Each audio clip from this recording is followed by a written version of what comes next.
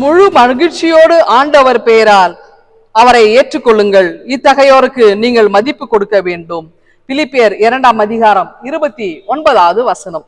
இன்றைக்கு தூய பிளாசியஸ் அப்படின்றவருடைய ஒரு திருநாளா இருக்கு. இரத்த சாட்சியாய் அவர் மரித்த ஒரு நாளுங்க. இவர் மரித்து 400 வருஷம் ஆயிடுச்சு. ஆனாலும் இவருடைய பெயர் ரோம் பகுதிகள் எல்லாம் பார்த்தீங்கன்னா 30 ஆலயங்களில இருக்கு. இவருடைய பெயர் தாங்கி இருக்கு. அப்படி என்ன இவர் சிறப்பு செய்தார் அப்படின்னா, இவர் சிறப்பான ஒரு ஆயராக இவர் வந்து பணியாற்றிருக்கிறார். சிலினியஸ் அப்படின்னு சொல்லக்கூடிய ஒரு மிகப்பெரிய ஒரு கொடுங்கோல் மன்னரால அதிகமாக மக்கள் துன்பத்தை ஏற்க ஆரம்பிச்சாங்க. அப்போ அவர் என்ன செய்யறாருன்னா, அங்க இருந்து அவர் குகையில போயிட்டு கடுமையான தவத்தை மேற்கொள்ள ஆரம்பிக்கிறார். மக்களுடைய வாழ்விலை விடுதலை பெற வேண்டும், இந்த கொடுங்கோல் மன்னரிடமிருந்து விடுதலை பெற வேண்டும் என்று சொல்லி அவர் என்ன செய்யறார், குகையில போயிட்டு அவர் தனிமை விரும்பி ஜெபிக்க ஆரம்பித்து கடவுளோடு அவர் இணைந்திருக்கிற ஒரு வாழ்ந்தார். அது மட்டுமல்ல, அவர் அந்த காடு வனப்பகுதியா இருந்ததுனால அதிகமான இந்த வன விலங்குகள் நிறைய இருக்கும், கொடிய வன விலங்குகளா இருக்கும். ஆனா இந்த வன விலங்குகள் அவரை ஒன்றுமே செய்யல. அதாவது காட்டிலே இருக்கிற கொடுமையான விஷமுள்ள கொல்லுகின்ற தன்மையுடைய உயிரினங்கள் விலங்குகள் கூட ஒரு மனிதன் ஒன்றும் செய்யல. நாட்டிலே வாழுகின்ற நல்ல மனிதரை போல காட்டிக் கொள்கிற மக்கள் எவ்வளவு கொடுமையான விஷத்தன்மை உள்ளவங்களா இருக்கிறாங்களா, இதையே நம்ம சிந்தித்து பார்க்கணும். இப்போ இந்த வன விலங்குகள்ல ஏதேனும் உடல் நல குறைவா ஏற்படும் பொழுது, அதுக்கு ஏதாவது வலி ஏற்படும் பொழுது, அடிபடும் பொழுது எல்லாம் இவர் என்ன செய்வார்னா, அதோடைய காயத்துக்கெல்லாம் மருந்துட்டு அதற்கு சுகப்படுத்துவதற்கு சில வைத்தியங்கள்லாம் இவர் மேற்கொள்வார். அந்த வன விலங்குகள் இடத்துல ரொம்ப அன்போடு நட்புறவோடு பகழ ஆரம்பிச்சார். ஒரு முறை இந்த சர்க்கஸ்காரங்க என்ன செய்யறாங்கனாக்கா, அவரை வந்து அந்த வன விலங்குகளை எல்லாம் பிடிக்க ஆரம்பிக்கிறாங்க, இந்த சர்க்கஸ்ல பயன்படுத்துவதற்காக, பழக்குவதற்காக. அப்படி பிடிக்கலான்னு வரும்போது இந்த வனவிலங்குலாம் சத்தம் விடுது. அப்போ இவர் வந்து வெளியில வராரு. அந்த தவ செய்யறதுக்காக இருந்த இவர் வெளியில வந்து பார்த்தோன்னே, இவர் ஏன் இங்க இருக்கிறாருன்னு சொல்லிட்டு இவரை பிடிச்சிட்டு கொண்டு போய் அரசன் முன்னாடி நிறுத்துறாங்க. அரசன் என்ன பண்றாருன்னா, அத போகிற வழியில, அரசன்கிட்ட போற வழியில ஒரு சிறப்பான ஒரு நிகழ்ச்சி நடக்குதுங்க.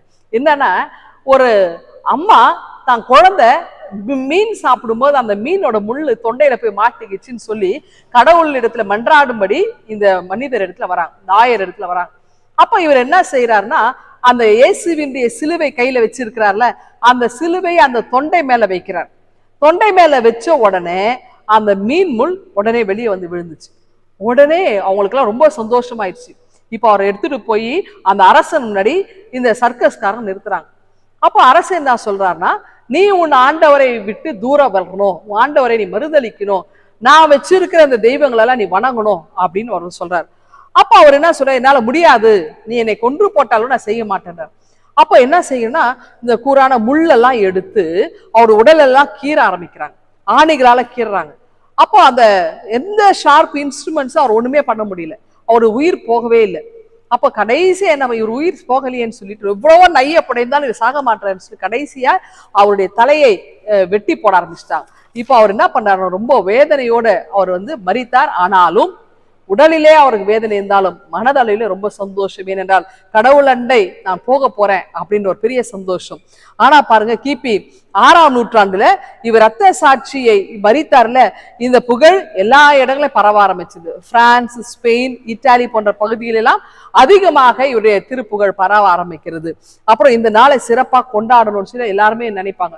இன்னொன்று, தொண்டையில யாருக்கெல்லாம் பிரச்சனை இருக்கோ அவங்கெல்லாம் இவரிடத்துல ஜெபிக்கும் பொழுது, மன்றாடும் பொழுது அவர் அற்புத சுகம் கொடுக்கிறார் ஆண்டவர் என்பதை உணர்ந்து கொள்கிறாங்க.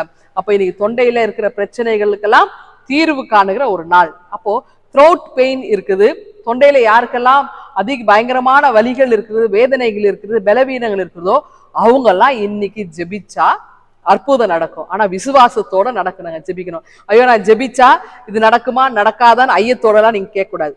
விசுவாசத்தோட நம்ம தொண்டை பகுதியிலே பிரச்சனை இருக்கிறோம், கையை வச்சு ஜோம் பண்ணிட்டு நீங்க பாருங்க, கர்த்தர் உங்களுக்கு நிச்சயமாய் அற்புத சுகத்தை கொடுப்பார். இன்னைக்கு தொண்டையிலே பிரச்சனை இருக்கிறவங்களுக்காக நாம் ஜெபிப்போமா?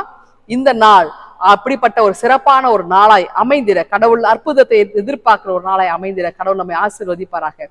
இந்த சிந்தனையோடு இந்த நாளை துவங்குங்கள். கடவுள் உங்களை ஆசீர்வதித்து பலப்படுத்திட்டு வாராக. ஆமீன். எங்கள் அன்பின் ஆண்டவரே, தொண்டையிலே பிரச்சனை உள்ள ஒவ்வொரு மனிதரையும் இந்த நேரத்தில் நினைத்து அவர்களை உங்களுடைய கரங்களை அர்ப்பணிக்கிறோம். அற்புதங்களை செய்கிறவர், நீருடைய பிள்ளைகளுடைய வாழ்விலே பெரிய காரியங்களை செய்யும். மீட்பர் இயேசுவை ஜெபிக்கிறோம் எங்கள் அன்பின் கடவுளே. ஆமென்.